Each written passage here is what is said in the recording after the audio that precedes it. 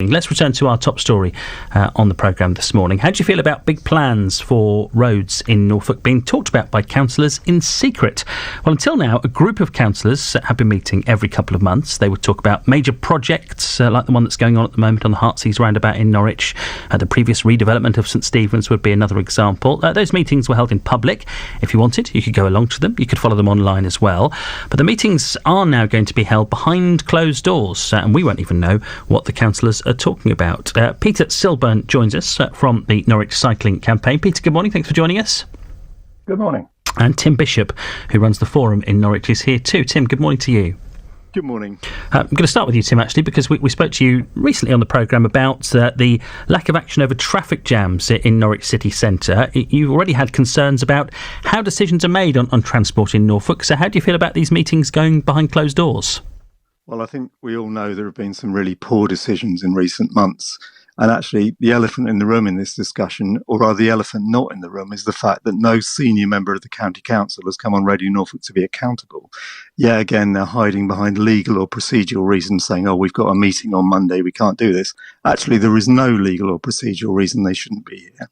And as the EDP said, the government itself has said transparency and openness should be the fundamental principle but that binds everything councils do. This is exactly the opposite of that. It's fundamentally wrong. It's utter nonsense.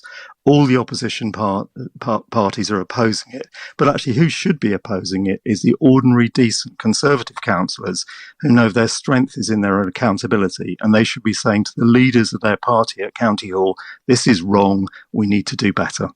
The reality, though, Tim, is, as we heard from Emma Corlett earlier on, who's against these plans, but even she admits that not very many people actually go to these meetings or follow them online. So are many people actually going to miss them? Well, it's even worse than that, because it used to be, when I was at the EDP, we had a reporter at every meeting covering it and everyone could see it. The EDP hasn't got the resources to do that anymore. We've seen cutbacks in local radio. There are new sources of information like the Norwich Seeker coming along. But actually, the accountability in terms of local coverage has declined.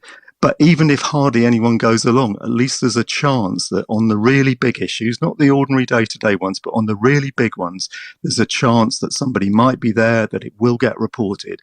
Putting it behind closed doors doesn't make for better decision-making. It makes for worse decision-making. And if I give you an example, a big high-profile public project, the 2012 Olympics, and Lord Coe came along and talked to the journalists and said, I hate you lot, you've made my life a misery. But actually, the scrutiny you gave it made it a better bid, and the scrutiny you will give us will make it a better Olympics. Being out in the public light is exactly the right way to do this. Decisions made behind closed doors are usually really bad decisions. Let's bring in Peter Silburn from the Norwich Cycling Campaign. Peter, I don't know if you or any of your fellow Norwich Cycling Campaign members have ever been to one of these meetings, have you? We have indeed, yes. I mean, it's fundamental, for a functioning democracy that these meetings are in the public domain. As a campaign group, we rely on transparency to have faith in the process. So, I mean, this proposal is absolutely outrageous. I mean, if I can give one case in point, if we take the Ipswich Road scheme now, cycle lanes have just gone in onto Ipswich Road in the last week. Now, this scheme was discussed at the previous Transport for Norwich committee. Now, this was in public; anyone could attend. It was on YouTube. Now, this scheme they bid for cycle lanes down the whole length of Ipswich Road from the Ring Road to St Stephen's Road.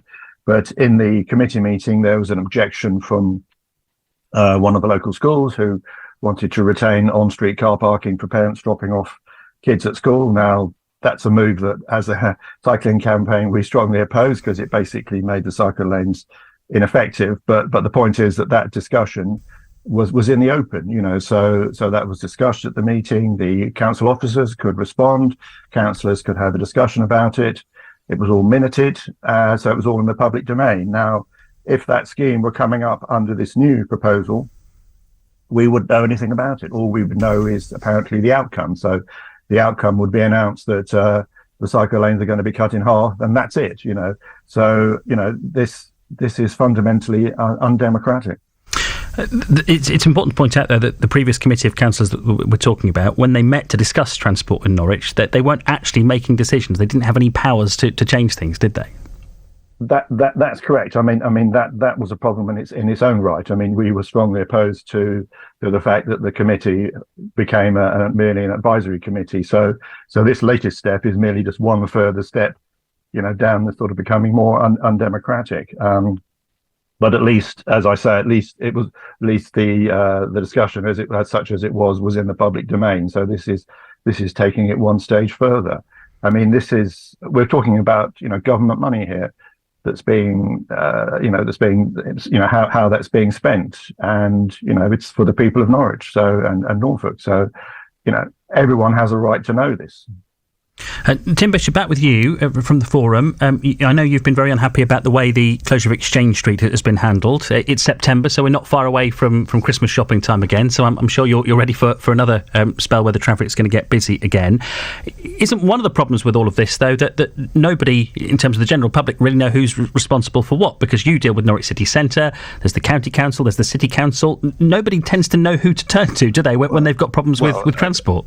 Again, following what Peter said, I mean, they used to work together in a joint highways committee for the good of the people of Norwich, and the County Council chose to drop that. It hides behind the rules in this committee structure, but if the rules are wrong, change the rules, restore some basic democratic accountability. And when you come to Exchange Street, I wrote to every councillor involved to say, not please reopen Exchange Street, but actually, can you do something to deal with the chaos that was caused by thinking of the appropriate measures? Not one of them has acknowledged a letter, not one of them has answered it, and nothing has happened in 1 year. So the same chaos will be back at Christmas. I put in a Freedom of Information request, and in environmental issues, there is a general presumption in favour of disclosure of environmental information, but they've decided it's better in the public interest to not disclose what happened with that consultation. And they say, in some of their publicity, they say, we will continue to consult on our schemes. Well, when you get hold of Graham Plant or one of his colleagues, ask him about any major scheme which has been dropped, altered, or even tweaked as a result of these consultations. Highways treat them like white noise. They know they're going to get a lot of opposition. They do not listen to any of those consultations. They're a completely waste of time. They do it because they have to do it, and then they crack on with what they were going to do in the first place and ignore it. I'm glad you mentioned consultations, because I was going to ask Peter Silburn about that before we finish. Peter from the Norwich Cycling Campaign. That's what the council's saying, that they will take people's points of view into consideration with these meetings, because there'll be consultations on every major scheme. Do you agree with Tim, or do you think actually it is worth taking part in these consultations? It's a way of making your voice heard, isn't it? Well, yes. I mean, I would say that I can understand. A lot of people will not have much faith in consultations, but they do actually perform a purpose, and we follow them very closely, obviously. So they're not a complete waste of time, I would say. It is definitely worth responding to them, and I would certainly kind of agree with Tim's sentiment, but I would also say that we have seen schemes being modified as a result of consultation comments. So, you do see some, they do read all the comments, and they do take them into account. I think it's not so much the problem of that not being taken into account. It is what then follows, which is this, the highways officers will then present the final scheme to a committee. It's at that stage that I think the problem really comes from. So, as you've already alluded to, the fact that this committee just became an advisory committee, and then now it's going behind closed doors. It's at that stage that there should be real scrutiny of what is being proposed. That, I think, is the real problem. Peter, thank you. Peter Silburn from the Norwich Cycling Campaign. Tim Bishop, who runs the forum in Norwich. Good to speak to both of you. Now, of course, we would have liked to have put some of these comments directly to the County Councillor, and in particular Graham Plant, the Conservative councillor responsible for transport. Unfortunately, he's declined our request to appear on the programme this morning to talk about this. We do have a statement, though. He told us that the previous committee looking at transport had created some confusion, and that had caused delays to transport and road schemes. He said that not enough meaningful discussions had been taking place, and that the new steering group would continue to work with other councils.